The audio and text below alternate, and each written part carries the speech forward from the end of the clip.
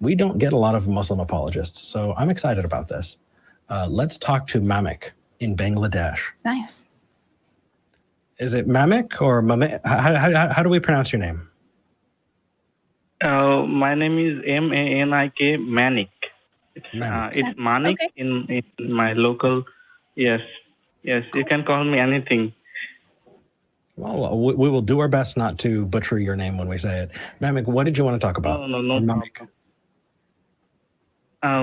First of all, let me say that it's really an honor to be talking with you. I've been listening to you guys and Matt. I didn't know that this show was different from what Matt was doing, and I just came to know from someone from the telephone.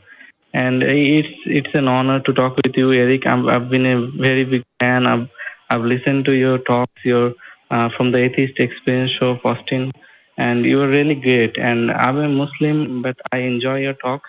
And I just want to say that I want to talk as respectfully as I can.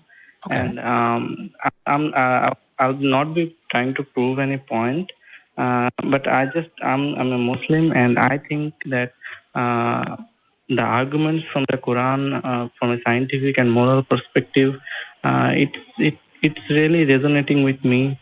I've listened to arguments from atheists and other religions as well, and I think Quran is, in my opinion, it is really good. I didn't find any holes in it. So I think I'll be talking on that. Okay, let's start with a point that I like to make pretty regularly. If you watch, then you probably know I'm going to go with this, and that is that let's say I find one true thing in the book. Does that mean the entire book is true? No, of course not. Okay, what if I find 5 true things in the book? Of course not. It won't be enough. So if you want to bring up very obvious things that I'm going to agree with, I'm going to agree with you. It still doesn't mean that everything else in the book is true. So let's take a fantastical claim. That's why we need to take it on faith. Well, no, I think faith is a terrible idea. But let's look at a fantastic, claim. What do you think is a claim that's made in the Quran that I would disagree with? What is a miracle claim or a magical claim? Okay, there is a claim that the sperm of the human body comes from between the ribs and the spine. And I was thinking more along the lines of flying horses. Yeah. I was thinking more along the lines of flying horses, just to be a little more obvious here. Oh, flying horses. Yes, that would also be objective too. Okay, so... and I want to say, my English is bad. I'm sorry, but... you're doing good, man. You're doing good. I'm struggling a lot. You're doing great. Okay, thank you. If there's a time that you say, hey, you know what, I don't know, or I need to take some time and think about this, say it, and we could call back another time. So Okay, thank you. Okay, sure. So let's take flying horses for an example. Have you ever seen a horse fly? Yes. No, I haven't. Why? Sorry, I couldn't help myself. And do horses fly? No, horses don't fly. Okay, so why do you think it is scientifically consistent that... No, it is not scientifically consistent. Science is in the realm of empirical knowledge. What's falsifiable, what's observable, in the real world. Sure. And religion is not... go ahead. And religion is not, dealing in that world. Why not? Religion is... it's not telling you. It's telling you about a world. I think there can be, somewhat, Eric. Some guy said that there is some kind of metaphorical truth. I don't remember his name. It's Brett Weinstein. And that really caught up with me, it resonated with me, because I think most of religion is, they are metaphorical truths. Okay, They are not really true in the sense of observation. Cool. Yes. So would I be, is it totally okay if I go the entire book as a metaphor? I'm going to treat it like any other work of fiction? No, some of it's true and some of it's metaphorical. Okay, so that's why that's not a good answer for me, because now there are some things that are true and some things that are metaphors. How do you determine what is truth and what is a metaphor? I think it's up to you what you take to be true and what you take to be metaphorical, and what you learn. There is a great chance to be atheist by reading the Quran. I think it's very logical to be an atheist by reading the Quran. You don't have to believe it if you don't want to. So the standard of evidence and the standard of belief, it's very different to different people, I think. So does truth matter to you?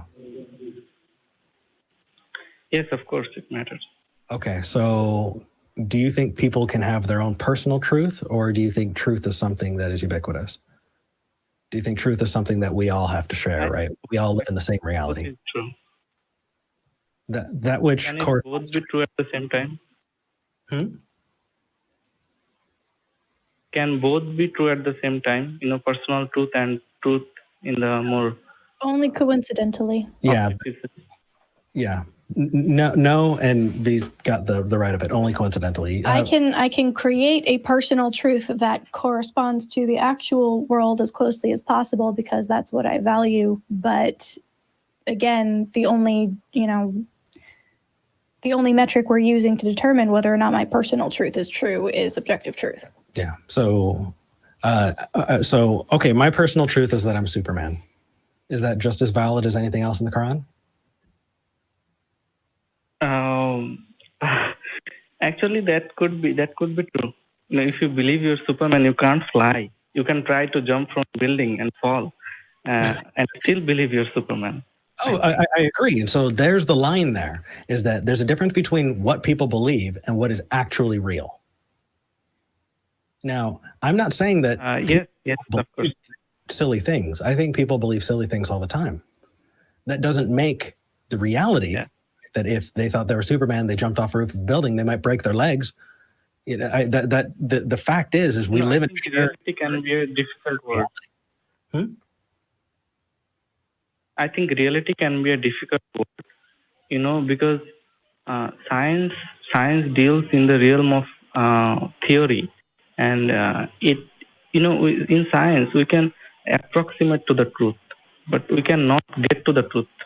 I agree.